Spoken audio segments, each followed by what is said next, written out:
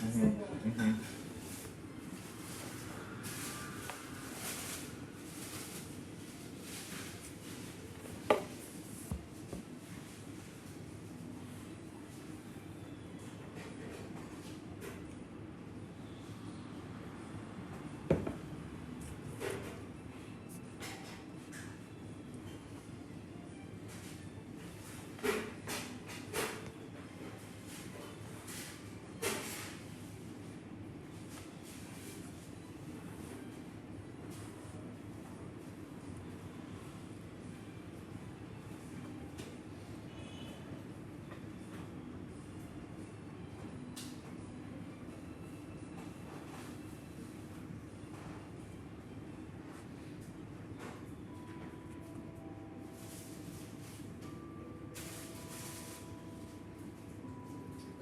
Bonjour princesse, comment vas-tu?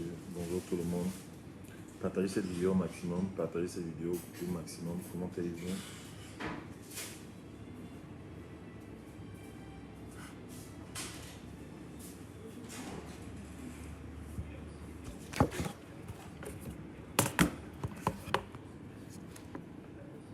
Bonjour, Noélie. Bonjour, bonjour, bonjour. Comment allez-vous? Bonjour Catherine. Bonjour. Bonjour Noélie. Bonjour. Rapidement, aujourd'hui, je voulais parler de deux lois extrêmement importantes. Deux lois extrêmement importantes en fait, qui vont vous permettre de réussir dans la vie. Je suis coach. Ceux qui me connaissent, je suis coach, entrepreneur. Je suis aussi apôtre et l'une de mes passions dans la vie, c'est d'aider les gens à découvrir ce que Dieu a enfui en eux et surtout les aider à manifester ça, c'est-à-dire de l'intérieur à l'extérieur et les aider à connaître une accélération dans leur destinée. Et je suis beaucoup ces jours-ci dans la logique des lois de la vie, les lois spirituelles, les lois de la vie, les lois de la navigation, les lois du business. Ce sont des lois qui régissent en fait le monde. En réalité, le monde est gouverné par des lois parfois silencieuses ou alors des lois écrites qui permettent à l'homme d'avoir une vie qu'on appelle une vie effortless, c'est-à-dire une vie sans trop d'efforts.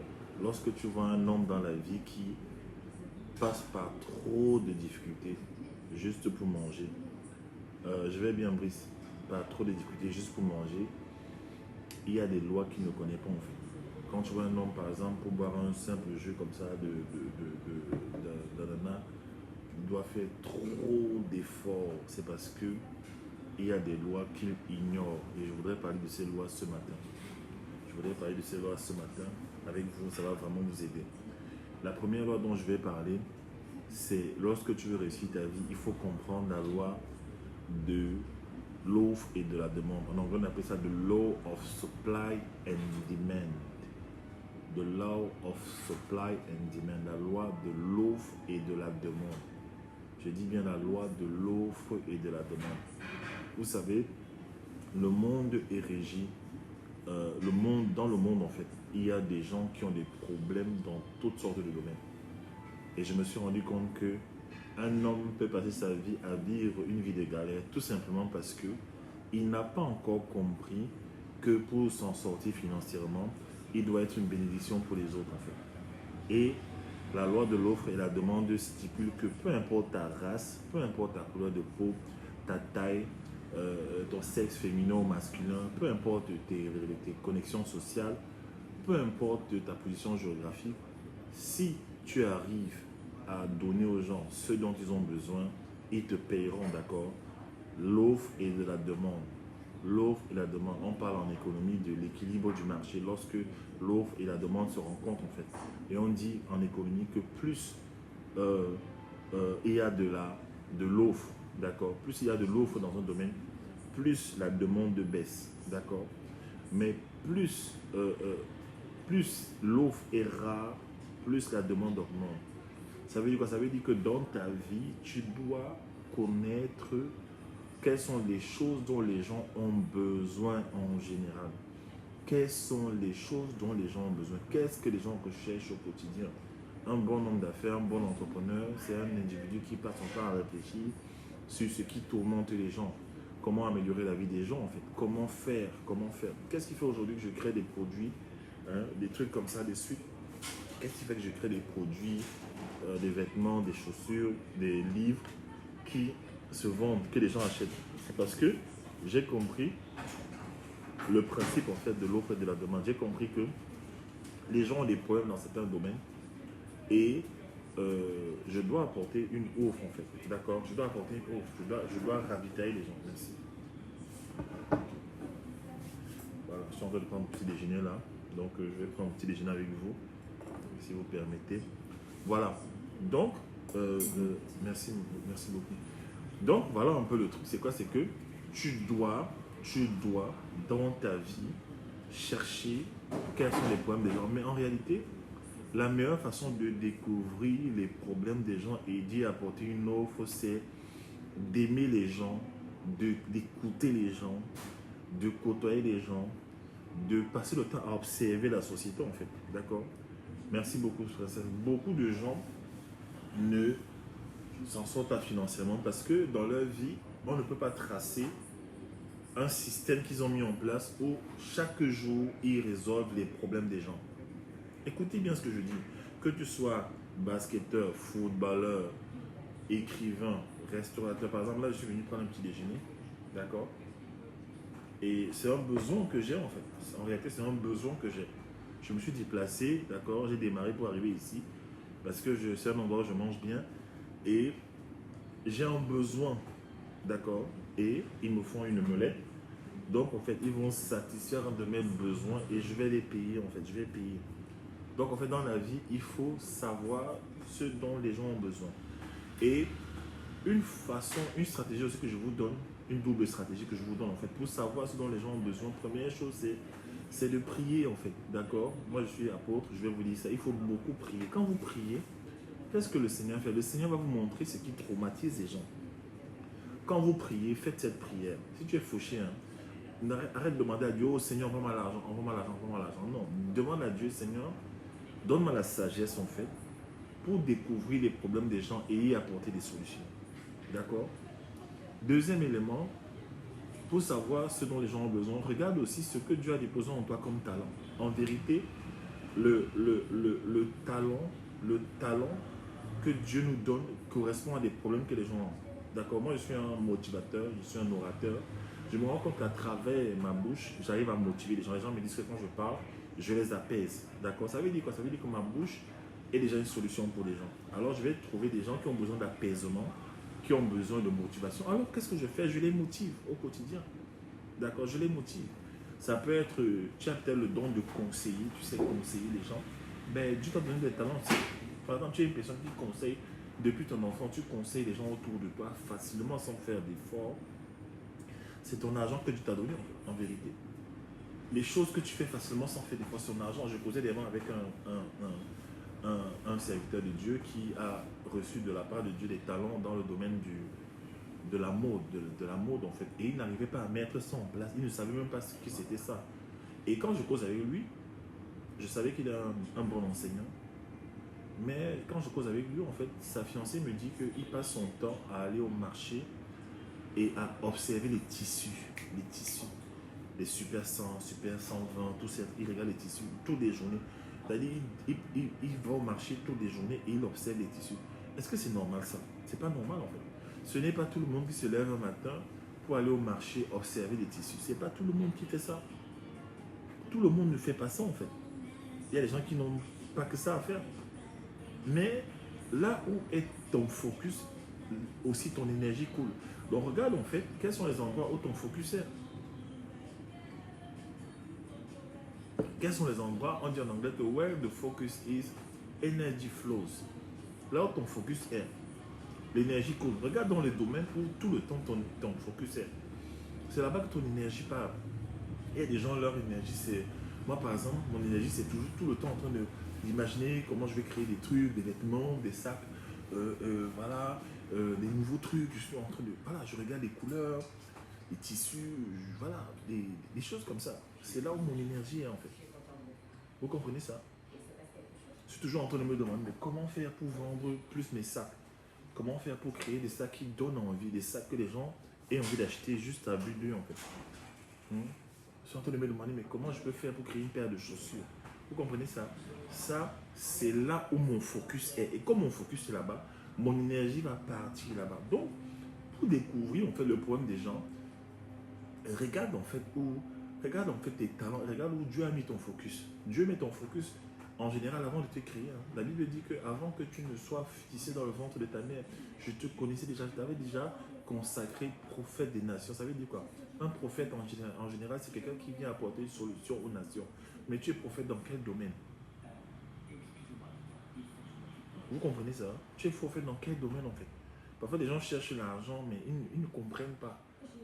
La meilleure façon de gagner l'argent, ce n'est pas de se lever le matin, aller dans ton boulot et rentrer le soir. Non, la meilleure façon de gagner l'argent, c'est d'abord de s'asseoir en fait, et jeter un regard sur la société.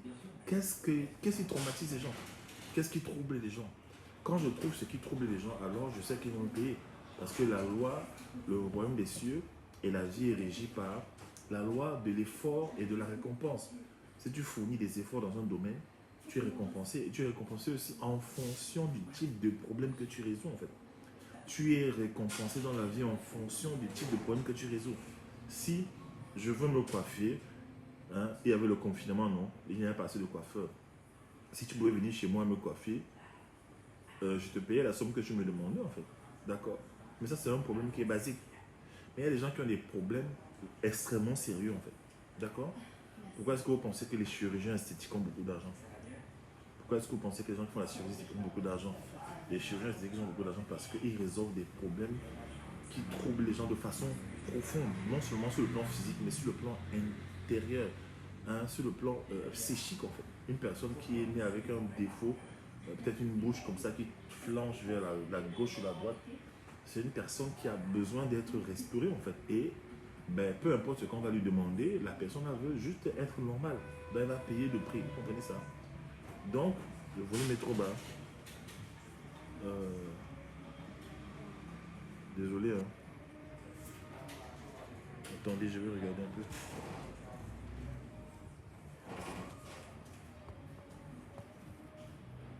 Là, le volume est mieux. Voilà, vous comprenez. Et donc, en fait, arrêtez de chercher l'argent en désordre. Arrêtez quand vous avez besoin d'argent, arrêtez de vous lancer directement dans les offres d'emploi, les CV, tout ça. Non. Asseyez-vous d'abord et posez-vous la question, dans mon environnement, quel est le problème que je peux résoudre en fait? Vous comprenez ça?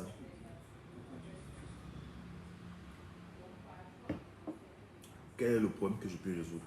Quel est le problème que les gens ont en fait? Et je vous ai dit, plus tu résous des problèmes costauds, plus ta récompense est costaud en fait. D'accord? Dans les gens disent que le volume est bas, je ne comprends pas.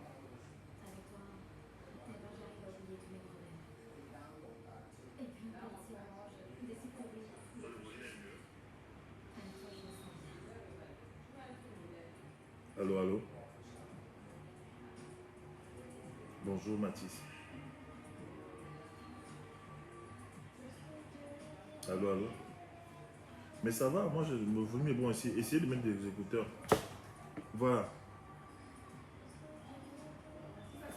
Donc, avant de crier, je suis pauvre, je m'en sors pas, le gouvernement me crée des problèmes, le président a bouffé l'argent, il n'y a plus d'argent. Avant de crier, comme tu t'es crié comme ça, pose-toi la question, quel est le problème que je peux résoudre? Quel est le problème que je peux résoudre?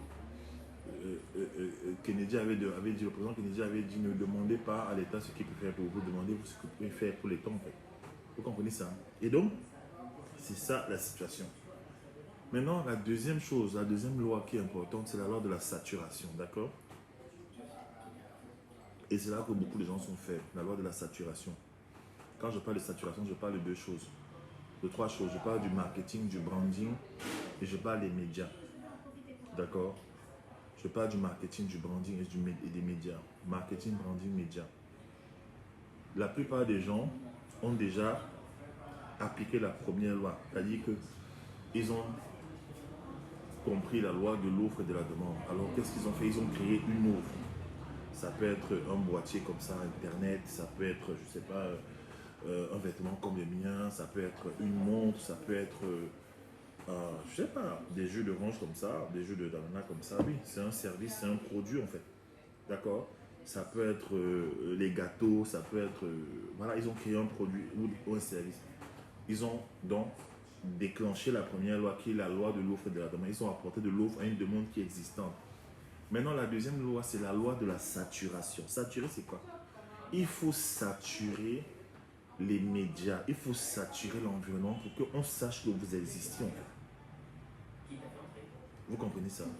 La plupart des gens ont de bons produits, la plupart des gens sont talentueux, mais ils ne savent pas comment se vendre. Dans la vie, il y a trois types de personnes. Il y a des gens qui connaissent leur talent, qui ignorent leur talent, ils ignorent leur potentiel. Et donc, en fait, ils souffrent. Il y a une deuxième catégorie de gens qui connaissent leur potentiel, mais ne l'ont pas assez développé. Donc, le potentiel est faible, ça ne peut pas transformer leur vie, encore moins celle des autres. Il y a une troisième catégorie de gens maintenant, ce sont des gens qui connaissent leur potentiel, hein, qui ont développé leur potentiel, mais qui ne savent pas comment avoir accès à ceux qui peuvent payer pour ça. C'est là maintenant que la loi de la saturation intervient. Quand tu es au troisième niveau, quand tu as des bons talents, des bons produits, bons services que tu as développés, maintenant tu n'as pas de clients. C'est la loi de la saturation qui doit intervenir. C'est quoi? La loi de la saturation tient en compte trois composantes: le marketing, le branding et les médias. Ça dit que tu dois être quelqu'un. Si tu fais des gâteaux, tu dois avoir un personal branding qui est excellent. Quand on dit excellent, c'est quoi? C'est que tu dois toujours avoir de belles photos de tes produits. D'accord? Des belles photos de tes produits. Si tu fais des gâteaux, ne photographie pas tes gâteaux juste comme ça, comme au quartier, comme on dit. Tu ne photographies pas tes gâteaux dans des coins sombres, bizarres. Non, tu achètes des boîtes à lumière. Il faut de la lumière. Vous avez vu les photos que je fais ces jours-ci? Je fais des photos propres. En fait. Vous comprenez ça? Et j'ai fait des photos propres. Et ça a déclenché les ventes de mes sacs. J'ai des superbes sacs. D'accord? Mais si je continuais, si je me contentais juste de photographier mes sacs avec mon iPhone et la lumière de tous les jours là, ça n'allait pas mettre en avant mon sac, mes sacs, parce que je fais des très beaux sacs en fait, que je vends à 100 euros, que les gens veulent en fait. Vous comprenez ça? Les gens achètent ça depuis l'étranger, même ici en fait. Vous comprenez ça? Hein? Et c'est quoi? J'ai donc compris qu'il fallait saturer l'atmosphère. Et comment saturer l'atmosphère? Je commence par le branding. Je photographie bien mes sacs, comme un pro. Il y a des gens où vous avez des belles recettes, des bons gâteaux, des belles chaussures, des trucs. Et vous faites des photos mal cadrées, mal éclairées. Ça ne donne pas envie en fait. Hein? Ça ne donne pas envie du tout. Donc du coup, on a l'impression que ton bon sac, c'est un sac banal en fait. Vous comprenez ça? Pourquoi est-ce que les grosses marques, quand elles photographient leur tennis, leurs chaussures, font venir des grands photographes? C'est pourquoi? Parce qu'on sait qu'il y a une loi qui existe, la loi de l'image. Hein? La Bible dit, la Bible, je suis apôtre, que l'homme juge à l'apparence. Dieu envoie un prophète, Dieu envoie un grand prophète qui voyait tout, qui était un prophète voyant, oindre le futur roi d'Israël, David, arrivé là-bas à cause de un des fils de Isaïe qui était grand de taille, beau gosse. Le prophète lui-même qui est le prophète de Dieu s'est trompé. À cause de quoi? À cause de l'image. Vous ne comprenez pas ça? Un prophète, avant en Israël, les prophètes d'avant, là, c'était des gens qui dormaient, ils voyaient. Le prophète Élisée, il voyait. Élie, il dormait seulement, il voyait. C'est-à-dire que avant de venir chez lui, il te voit marcher à 10 000 km en fait. Mais comment se fait-il qu'il s'est trompé de roi lorsqu'on a envoyé oindre le roi David? Parce que dès qu'il est arrivé, sa dimension humaine qui est attachée à l'image, à la beauté de l'image, a vu un gars beau de taille. Il a dit certainement c'est lui là-bas que Dieu m'envoie. Et Dieu lui a dit directement dans son esprit non, ce n'est pas lui. Ce n'est pas lui. Ce n'est pas lui en fait. Vous les hommes, vous jugez à l'apparence et moi je juge au cœur. C'est une loi que Dieu a établie. Il dit que je sais comment je vous ai créé. Vous regardez d'abord les choses. Vous jugez d'abord à l'apparence. Au lieu de regarder d'abord le cœur. Mais vous êtes des hommes. La plupart des gens te jugent d'abord comment tu es habillé. La plupart des gens te jugent d'abord les chaussures que tu portes. La plupart des gens, quand tu parles de tes produits, ils jugent d'abord par la photo. Hein? La loi du branding. Le branding, c'est aussi quoi? C'est tout simplement ce qu'on dit de toi quand tu n'es pas là. Pourquoi il faut faire des belles photos? Parce que quand tu mets la photo, tu pars dormir. Pendant que tu dors, ça tourne, les gens regardent ta photo. Pourquoi on met des grandes banderoles, des grandes pancartes publicitaires, des grands tableaux dans les magasins, dans les rues? Pourquoi? Avec des belles images bien travaillées. Pourquoi? Parce que les gens vont et viennent dans les carrefours, dans les centres commerciaux, et ils voient l'image. À travers l'image, en fait, ça peut déclencher en eux des actes d'achat. Donc, si tu vends les poulets, il faut photographier les poulets à son... Je sais pas. Il faut photographier les poulets de façon extraordinaire. Vous comprenez ça? Moi, quand quand j'étais en école de commerce, je faisais un cours de marketing. Le professeur on avait parlé du packaging. Il paraît que le packaging, c'est un parfum, hein, coûte plus cher que le parfum. Quand vous voyez le packaging des ordinateurs Apple, quand vous voyez la pub qu'ils mettent en fait pour vendre leurs produits, vous comprenez pourquoi le produit coûte si cher. Vous comprenez ça? Et donc, en fait, ne négligez pas. Excusez-moi, je vais manger. Vous m'avez donné la permission. Je suis venu prendre mon petit déjeuner. Donc, en fait, ne négligez pas cet aspect. Je connais des gens qui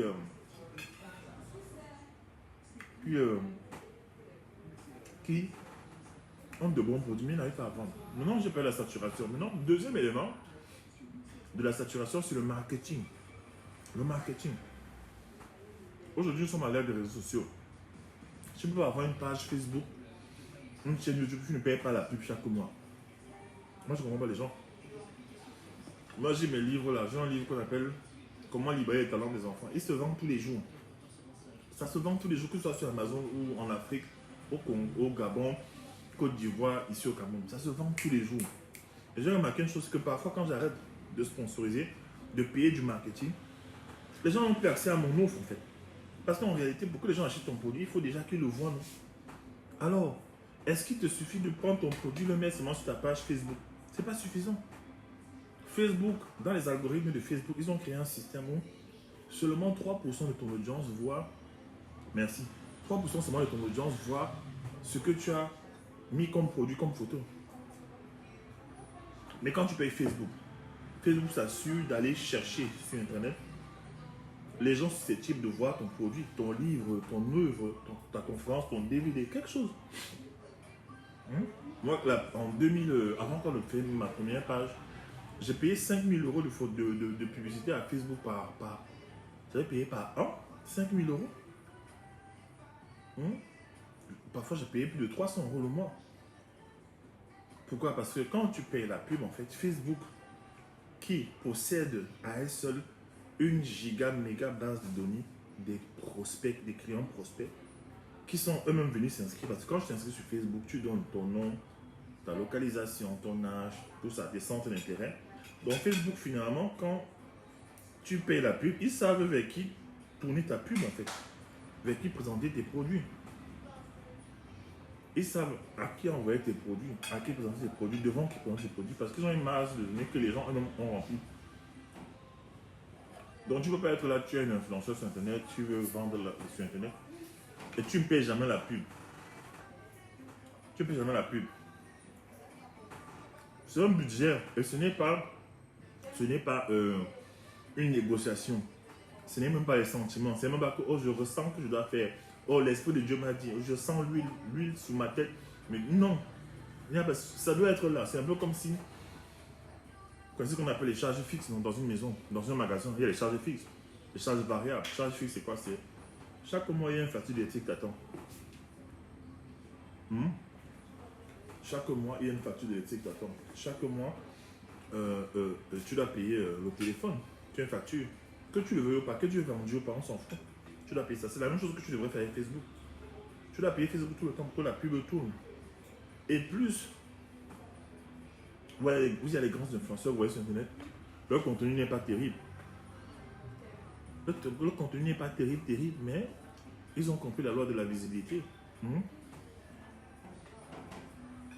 Et c'est une loi. Ce n'est même pas une stratégie, c'est une loi. Ça veut dire que plus de gens te connaissent, plus tu gagnes de l'argent. Aujourd'hui, donc, si tu ne gagnes pas assez d'argent, pose-toi la question. Les gens te connaissent assez. Hmm? La Bible dit que la réputation de Jésus s'est répandue de contrée en contrée. Hmm? La Bible parle de la reine de Séba, non? Elle a quitté l'Éthiopie là-bas pour aller en Israël. Elle a chargé des chameaux et des chameaux avec toutes sortes de biens. Hmm? Elle dit à Salomon quand elle le voit, elle dit que j'avais entendu parler de toi. Mais non, je t'ai vu.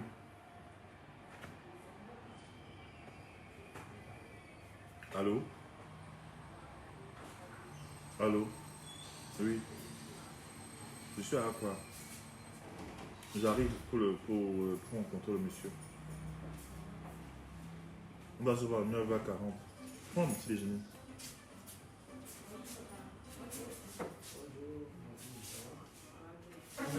Tu m'as dit que je voulais rester. Je te rappelle.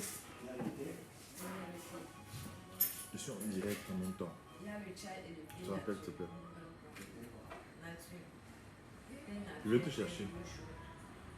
D'accord.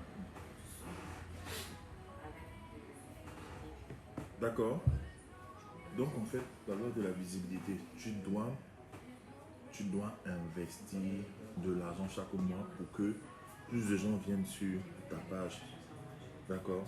Plus les gens viennent sur ta page, sur tes sites. Il y a un monsieur qui a parlé d'une loi qu'on appelle la loi du...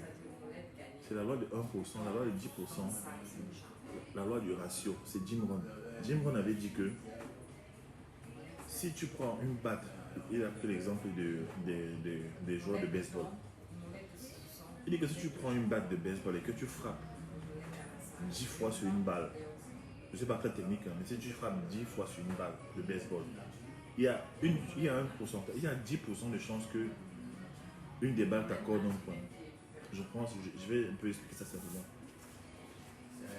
Si tu as une paire de chaussures, non, si tu as un jeu d'Alna, je suis très visuel, donc je vais parler avec ce que j'ai ici. Si tu as un jeu d'Alna comme ça, et que tu le présentes à 10 personnes,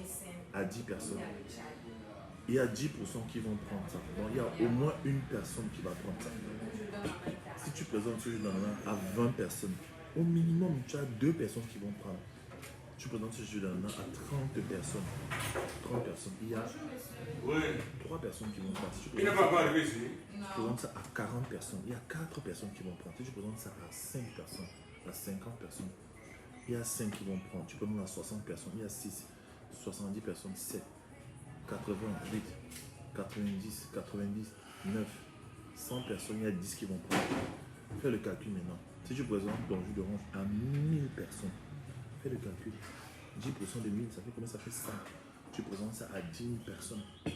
Ton jus d'orange, 10% de 10 000, ça fait combien? Tu présentes ton t-shirt à 100 000 personnes sur Internet. Il y a 10% qui vont acheter. Vous comprenez ça? C'est la même chose avec les gens qui n'ont pas de boulot. Si tu prends ton CV, tu présentes à 10 entreprises, il y a une qui va te recruter.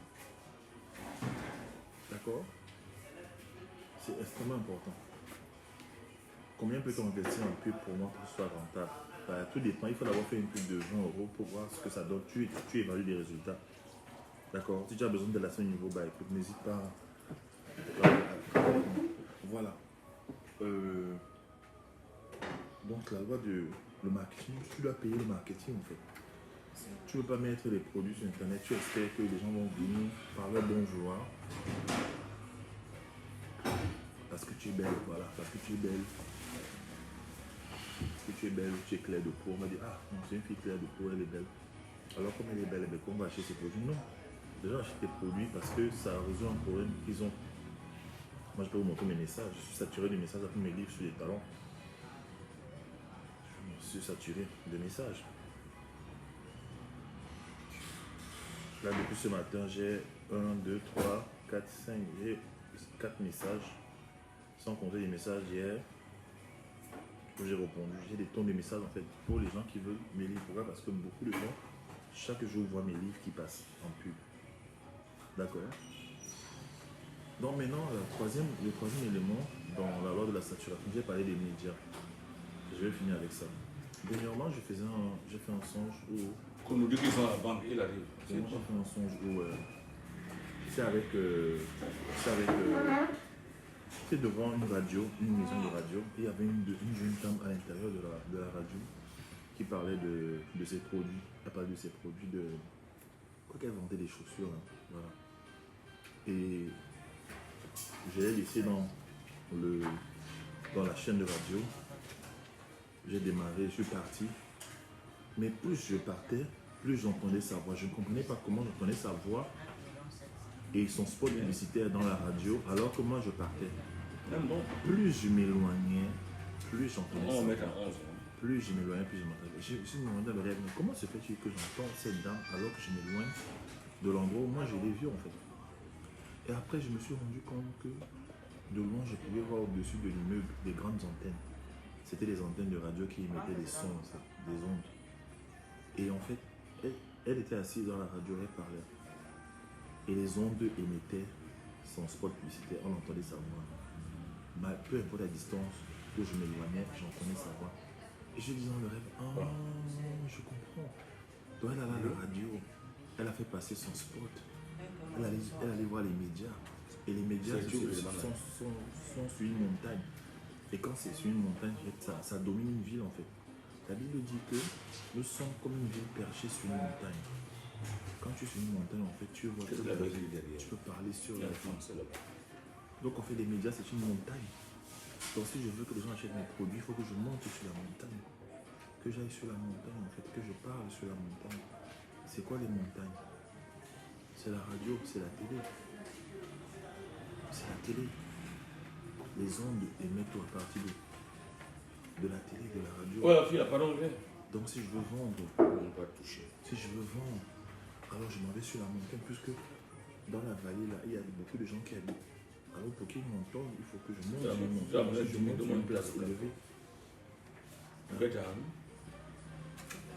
À l'époque, quand les prophètes là sonnaient la trompette là, ils se mettaient sur une montagne en fait.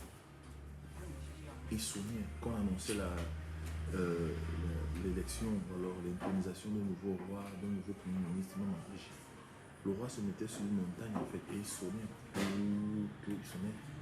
Et ça résonnait partout dans la ville, ça appelait tous les gens en fait, et les gens étaient au courant. Donc en fait, pour te faire connaître, tu dois trouver une montagne et tu vas là-bas. Vous comprenez? Si tu veux réussir ta vie et que tu as des bons produits, des bons services, des bons talents, trouve un moyen pour que les gens te voient depuis une montagne. Est-ce que vous comprenez ce que je dis? Je répète encore, si tu as des talents, des services et des produits et que tu veux t'en sortir et réussir ta vie, fais tout et tout pour être au-dessus d'une montagne où tu vas parler et ça va tourner dans toute la ville. Les montagnes, c'est quoi? C'est Internet, c'est une montagne. Les ondes. Quand tu te mets sur la montagne Internet, les gens reçoivent les choses dans leur téléphone. Hein? J'ai créé une application. Hein? J'ai créé une application qui me permet de... Tous les gens qui téléchargent mon application maintenant vont avoir de façon instantanée ce que je mets de nouveau en fait. C'est une façon pour moi de saisir une montagne. C'est une montagne en fait. Mon application c'est une montagne. Donc je m'arrange seulement à faire connaître mon application à tout le monde. Et tous les gens qui sont connectés sur mon application vont recevoir mes statuts, mes nouveautés. Tout ça en fait, vous comprenez? Vous comprenez ça? C'est extrêmement important ce que je vous dis. Donc voilà ce que je voulais vous dire pour ce matin. Si tu veux réussir ta vie, monte sur une montagne. Si tu veux réussir ta vie, comprends la loi de l'offre et de la demande. Ne te plains pas. Résous les problèmes des gens. Voilà.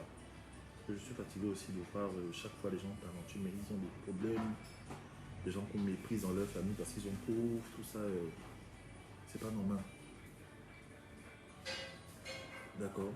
Donc si vous n'avez pas encore téléchargé mon application, pour recevoir en même temps mes podcasts, mes vidéos, avec tous les liens de mes boutiques, tout ça, voici ça ici. Je sais que pour me rembourser immédiatement, je suis avec le baron d'Araruna.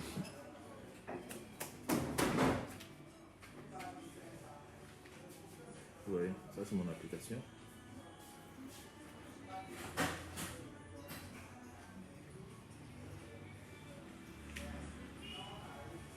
Les gens parmi vous, vous avez de bons produits, mais personne ne vous connaît. D'accord? Allez, portez-vous bien, je vais vous laisser. Ciao.